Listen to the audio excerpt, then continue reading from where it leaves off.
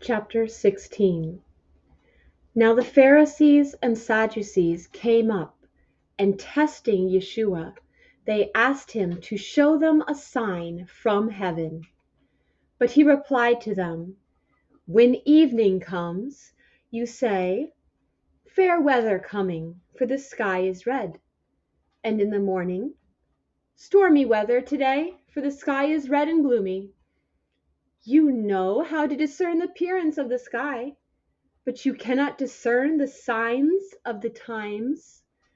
An evil and adulterous generation clamors for a sign, yet no sign will be given to it, except the sign of Jonah." And leaving them behind, he went away. Now when the disciples came to the other side of the sea, they had forgotten to take bread. "Watch out," Yeshua said to them, "and beware of the chametz of the Pharisees and Sadducees." And they began to discuss among themselves, saying, "We didn't bring any bread." But knowing this, Yeshua said, "O you of little faith, why do you discuss among yourselves that you have no bread? You still don't get it? Don't you remember the 5 loaves for the 5,000 and how many baskets of leftovers you gathered? Or how about the 7 loaves for the 4,000 and all the baskets of leftovers you gathered? How is it that you don't understand that I wasn't talking to you about bread? But beware of the chametz of the Pharisees and Sadducees." Then they understood that he wasn't talking about the chametz in bread, but about the teaching of the Pharisees and Sadducees. When Yeshua came into the region of Caesarea Philippi, he asked his disciples, "Who do people say that the Son of Man is?" They answered, "Some say John the Immerser, others say Eliyahu, and still others say Jeremiah or one of the other prophets."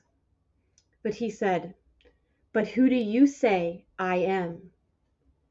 Simon Peter answered, "You are the Messiah, the Son of the living God."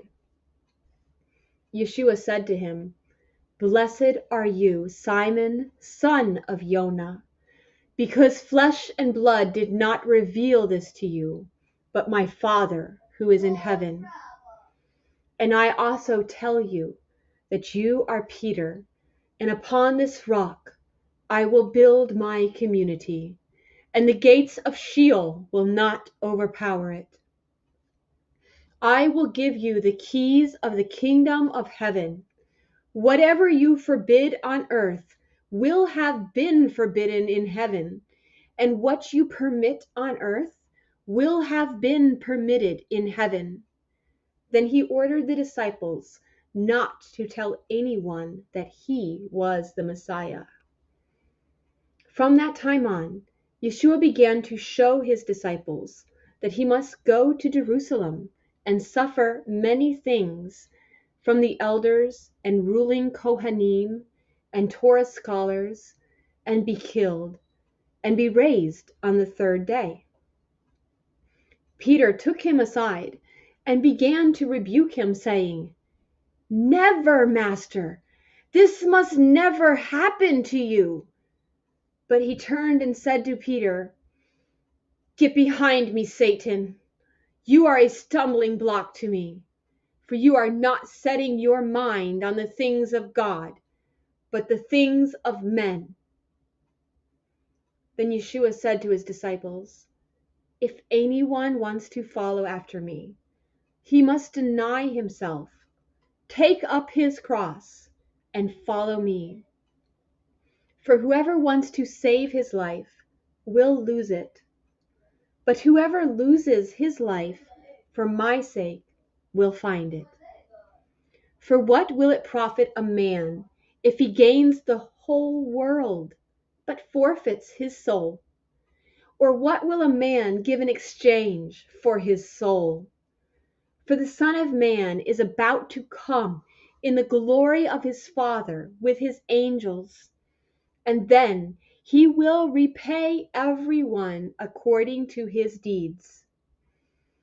Amen, I tell you, there are some standing here who will not taste death until they see the Son of Man coming in his kingdom.